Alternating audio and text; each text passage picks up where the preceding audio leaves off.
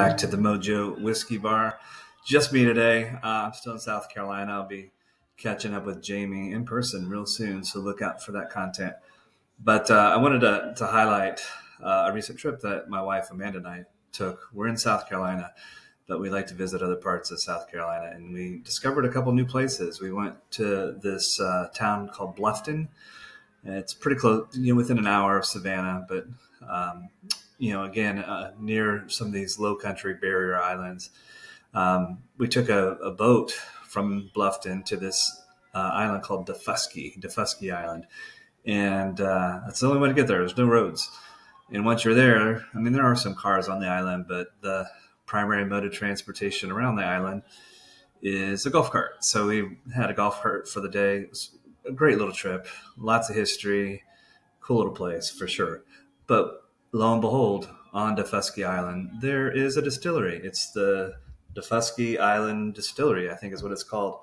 And we picked up a few of the products, and I'll be bringing samples of all of these home so that here soon, Jamie and I will be sipping on them together, hopefully face to face. It's been a minute, but they make a rum. They make quite a few rums, actually. I think that's what they're the most known for, but this is the Rum Gold Reserve. It has been aged 1 year in Kentucky bourbon barrels.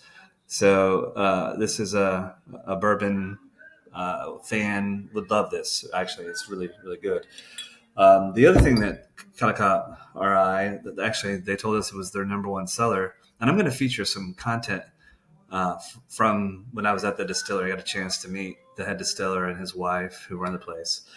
So I'll share that on the back end of this. But this is a blueberry lavender flavored vodka that they make, and this is supposedly their top seller.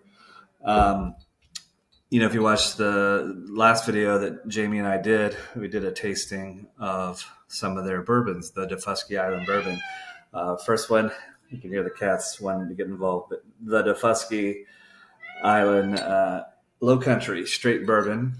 And then also in that last video Jamie and I did, there was this was featured as well. This is the Daufuskie Island Low Country Bourbon Whiskey Cask Strength Single Barrel. And then when we were at the distillery, there was one thing I could get there that you can't get anywhere else.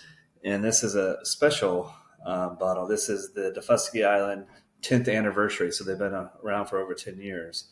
And this is an 8-year-old bourbon.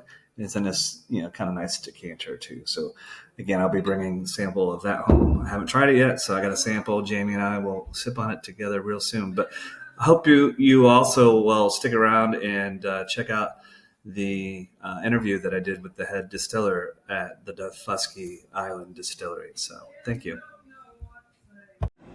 All right, so I'm at Daufuskie Island Distillery. We've got Tony, the master distiller, and his lovely wife, Christy. So Tony, we were just talking, and I asked if I can record some of this. I just discovered your products like, I don't know, 2 or 3 weeks ago. Nice. And I've had a couple of the bourbons, and then today I've tried a couple of the rums. And my wife is drinking a cocktail with, I think, Christy, you said the number one bestseller. Number one is blueberry lavender vodka, which is our number one seller, and lemonade. And Tony said that was your idea, the whole vodka line, right? Yes. Yeah. So It turned out great. So tell us a little bit about some of your products and like how you got into distilling and that sort of thing. I actually got into it a little bit on a dare. I'm a pharmacist by profession, so the organic chemistry and microbiology comes pretty naturally. But I had a doctor at one of the companies that I own say, you know what, Tony, you're a pharmacist, you live on an island, you should be making rum. Yeah. And I came home and I said, we're going to open a distillery. Yeah. And so we began the process.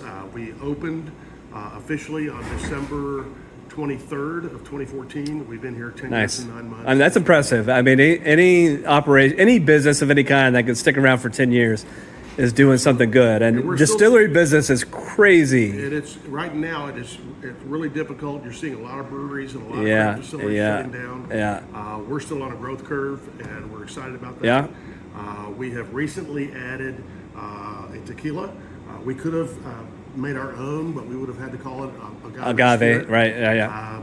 So we imported this from Jalisco, and for every bottle we sell, $3 goes to the Defusky Island Turtle Team. Oh, nice. So it helps us maintain the turtle nests and whatnot. I mean, Edisto, so we have a house in Edisto, and they're fanatical about the turtles there too. Absolutely. So yeah. So that was something we really felt That's was cool. important to do. So we called it Loggerhead Tequila. Yeah. It's got a beautiful turtle on the front, but we just started with the rum.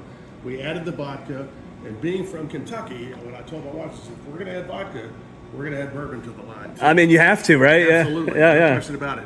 Before we added the bourbon, though, our Gold Reserve rum we came out with because I wanted a rum that would speak to my bourbon drinking friends. So it's our good. traditional It's good. rum, but it was aged for a full year in a Woodford Reserve double oak bourbon barrel. Yeah, it's good. So it's a tasty rum. We're really excited about Yeah.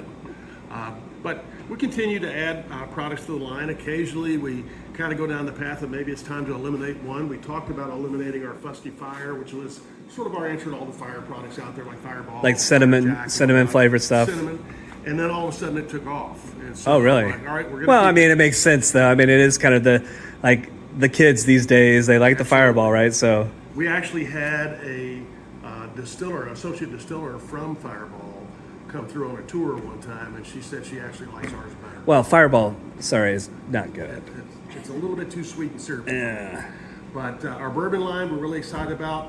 Since we just passed our 10th anniversary, we came out with our 10th anniversary bottle. That's an 8-year-old bourbon, which for us, that's probably the longest we've ever. It's aged good too. anything. It's really good. We're real pleased with how that came out. It's not crazy oaky. Sometimes you get something that old and like the oak seems to like dominate the flavor profile.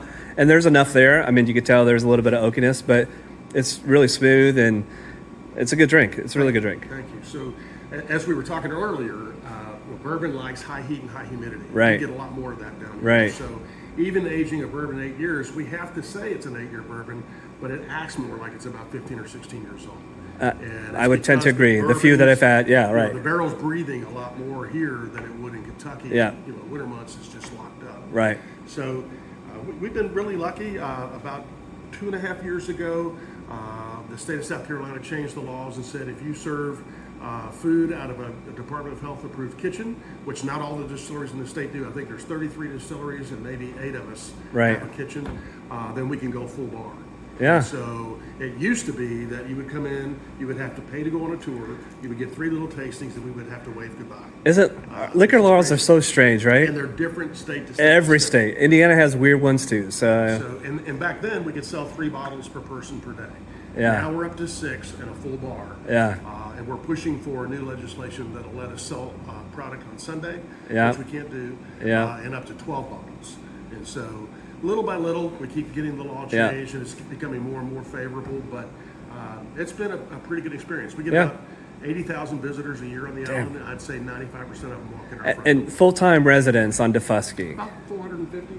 Yeah. So 450 full-time, and you're getting 80,000 people a year. Yeah, it's pretty crazy. Yeah, and we're at the slow time right now because Absolutely. right. So we're here in mid-September, but I'm guessing peak is June, July, August. Yeah. And then we'll see it ramp up again in October. We'll see it ramp Okay. up again around Thanksgiving and Christmas and Yeah, New Year's. yeah. Then it'll die off again for a month or two, but then come March, it's right back to the Yeah. races again. All right. Cool. Well, I appreciate you sharing a little bit of your story, and I've loved tasting your products. So thank you. Thank you.